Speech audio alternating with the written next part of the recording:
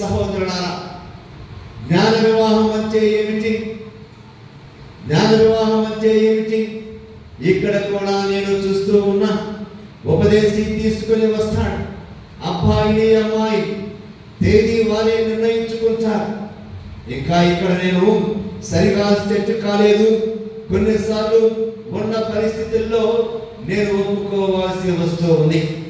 జ్ఞాన వివాహం అంటే ఏమిటో తెలియకున్నానే గురువు వద్దకు వస్తూ ఉన్నాను, ప్రకటనలు వాయిస్తూ ఉన్నారు, ఆ తర్వాత జ్ఞాన వివాహం చేసుకుంటూ ఉన్నా. నాకు ఇంకొక సందర్భము కూడా నేను చూసి ఉన్నా.